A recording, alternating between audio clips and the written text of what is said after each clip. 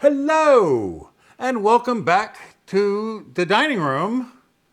We have to stop meeting like this. We're spending a lot of time here together in the dining room. But it's because I bought another lens. So I got the 20mm F1.8 lens for the A1C, which, by the way, you're looking at me through right now. Hi, how's it look? So the little ZV-E10 got jealous. He's sitting over here with his little kit lens on. Hey! But there's something new for him in here. So let's get right to it.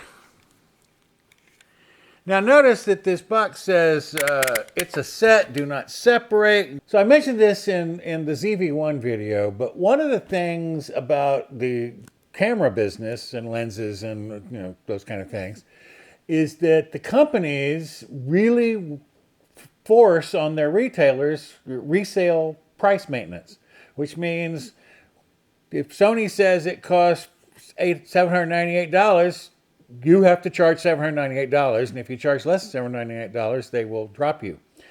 Well, apparently Sigma, who is the maker of this lens, has the same deal. But by the way, just as an aside, you may want to skip ahead. It's a short aside.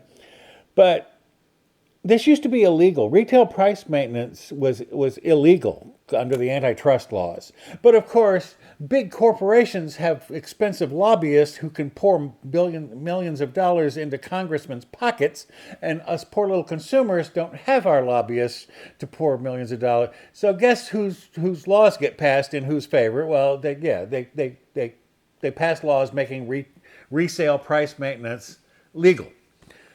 Why am I talking all this about resale price maintenance, you might ask? It's because when I open this box, you're going to see there's a whole lot of stuff in here that's not a lens.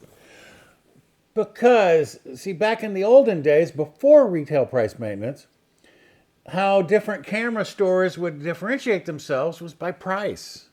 Because, well, yeah, it's $898, but we'll give it to you for $750, and on. And so they'd have all these different price levels, which is one of the reasons Sony and all these other companies fought to get the retail price maintenance laws put into effect. Well, so now there's all this stuff in here. Now here's something on top of it. Here's the main thing we're going to be talking about today, which is the Sigma. Wait, the box is the same on all sides. It's the Sigma 16mm F1.4 DC-DN Contemporary. They had an arts version, an A, which cost more. This one's cheaper. In fact, this lens is under $400. Check below. So this is less than $400. So this is a relatively inexpensive lens. Now, why did I pick this lens to give to my little ZV-E10? Well, I'll tell you why. It's because of my friend, Mark Bennett, over at Mark Bennett's Camera Crisis, who did a video last year sometime about how his #1 recommendation lens for the ZV-E10 was this lens. He said he'd answered it in the comments a bunch up to that point, and finally he just made a video about it and said, this is the lens, the main lens you want to get if you have a ZV-E10. So I thought, okay, I'm sold. So I ordered one. And here it is. Now, we'll get to the lens itself, but first let me show you all the other stuff that got thrown in so that they could discount it without discounting it. See, I paid the full price that everybody's charging. If you go to Amazon, like all the sellers will have the same price. But occasionally there'll be a couple of sellers who have a higher price because they put more stuff into the bundle to try to justify a higher price. But you can usually get a bundle with at the retail price. So I paid the retail price for this lens. If I bought it directly from Amazon themselves, it would have cost the same amount that I paid from this third-party seller. But I got a 64 gigabyte, 170 megabit per second Extreme Pro SanDisk card. So now I have another 64-bit. So if you watch my thing about card speeds, 170 megabits isn't that fast, but it's decent. It's not a bad little card, and again, it was free, so I like it a lot. What else is in here? Oh, the famous lens cleaners. Every camera store in the world likes to throw in the little, because these are relatively cheap. They're just a couple bucks, and but you need them because you don't want dust on your lenses. We've discussed this. A little tiny camera bag. Oh, I'm sorry, it's not a camera bag, it's a lens bag. Remember the Sony, the 20 millimeter Sony 1.8 lens that I got, the full frame, came with a little bag from Sony included with the thing. But this one apparently does not come with a bag, so they gave me one as part of the bundle. Thanks. And finally, Focus Camera 5-piece digital camera cleaning and okay, I have a feeling I know what this is going to be. This is going to be cleaning cloths. Oh, it's more than cleaning cloth. Well, you got some Q-tips in there. You do have a cleaning cloth. I was correct about that. You have a liquid of some sort. Hopefully it's like distilled water or something that won't damage. I'm sure it won't damage your lens. And then there's these little, oh, I think they're little focus things, for as we're about to discuss as we go through this. Because this is an APS-C lens, the focal, and it says, well, it's a 16 millimeter. Yeah, it's a 16 millimeter, but for the APS-C, but for the 35 millimeter equivalent, what you're getting is a 24 millimeter lens. So it says 16, but it's really 24. And of course, it goes the other way. If I put the 20 millimeter on this, I get something else. And there's ways to calculate that. I said I bought this because Mark Bennett at Mark Bennett's Camera Crisis recommended it. Well, I'm linking to his video. I'm not linking to one of my own videos, although I could certainly link to my unboxing and review of the 20 millimeter f1.8 full frame lens. But of course, if you're watching this, you're probably not interested in full frame lenses. You're probably only interested in APS-C lenses. So I'll link to his about this so you'll know why. Also, he's like a real photographer who uses his camera to take pictures and stuff. I just do it to sit in front of and make these silly videos. So, although he also does that. Anyway, go check his out. But here we go. What's in here? A limited warranty. Always good to have a warranty. They're not as bad as Sony with the little booklets, although you do get a little booklet. Now see, here's where the under $400 and the closer to $900 Sony lenses differ. Here we get a little, we just get a little cardboard eggshell with the lens in it. Sony, we had the nice leather bag, and well, I have. Well, by the way, this isn't leather. This is like, I don't know what. Well, speak of the devil, and he appears. And we also have a lens hood. By the way, I've been watching a lot of videos about lens hoods. So there's now a lens hood on my 20 millimeter f1.8 lens. Well, for one thing, it's if you drop them and they land that side down, you kind of want the lens hood to take the brunt of the blow, not the glass, which is, the lens itself. So I'm going to be wearing these. You'll see my camera sporting these. So here is the Sigma 16 millimeter, and I'm going to put these things up on the screen. This is the kit lens that comes with, if you buy the ZV-E10 with the kit lens, this is the lens you get. And this is where it screws in. And so lining those up, you can see this one's almost twice the size. Well, let me see. I actually have the statistics right here. This one is 64.7 millimeters across and about 30 millimeters this way. I'm not sure if that's folded down or zoomed out. Well, wait, we can figure this out. Because this one's 72 millimeters across and 92 millimeters this way. So since this looks like double, I'm thinking the 30 millimeters is with this extended part folded back in.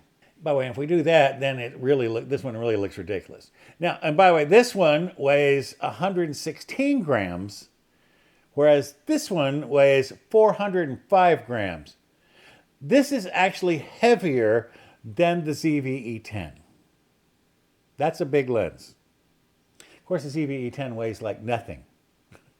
Weighs like 290. Don't quote me. I'll put it on the screen.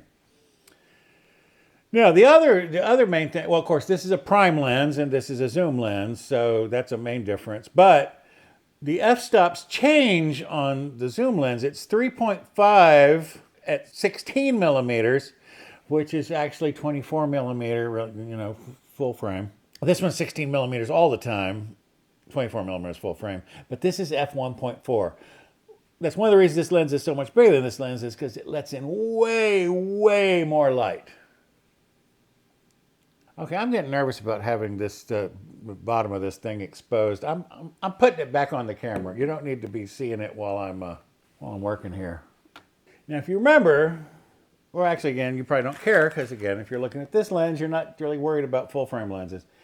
But the Sony, the 20 millimeter full frame lens, f1.8, it had all sorts of buttons and switches. This has nothing.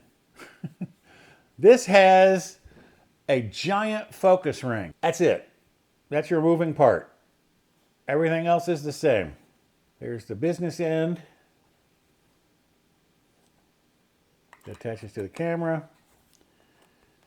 Here's the other end, the glass end. Now, here's a fun fact. Remember the 20 millimeter f1.8 full frame lens that I got for the A7C that you're looking at me through.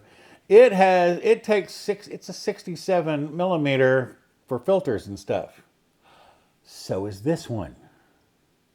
So now, just like both the kit lenses for the A7C and the ZV-E10 are both 40.5 millimeters, so I can use ND filters and other kinds of screw-on things back and forth. Well, with the 67 millimeter, I can use screw-on things back and forth here. So that's pretty cool. I'm happy about that.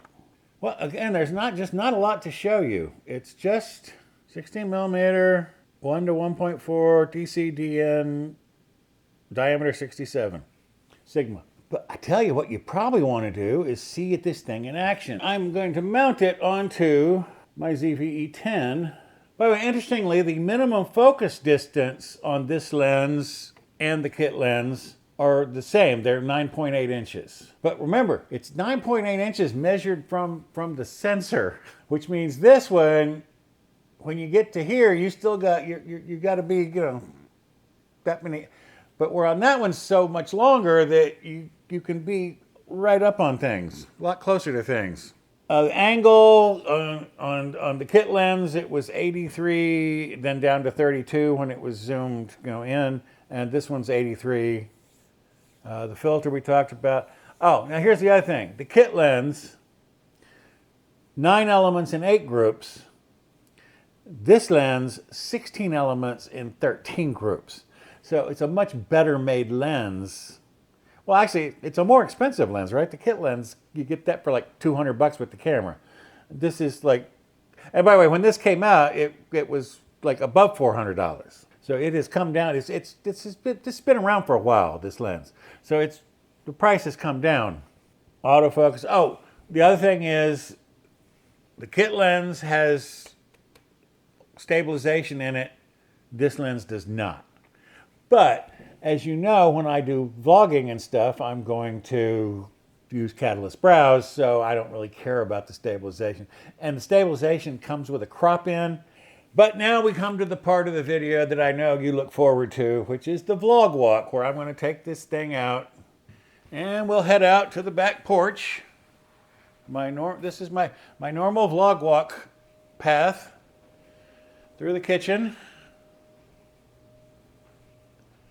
Now, I was out here just a moment ago, and it was pouring down rain, and now it looks like I swear it was like a minute It was pouring, and now it's like sunny.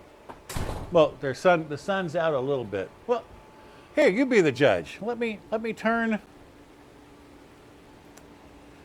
the camera around.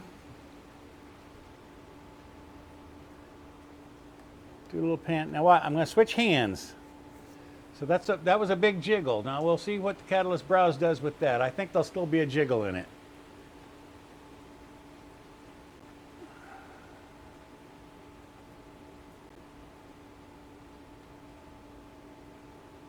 I cannot believe how hard it was raining, and now it's not raining at all. Anyway. By the way, for those of you keeping score, we're at ISO 100. Again, this is a 1.4 lens, so it's got lots of light.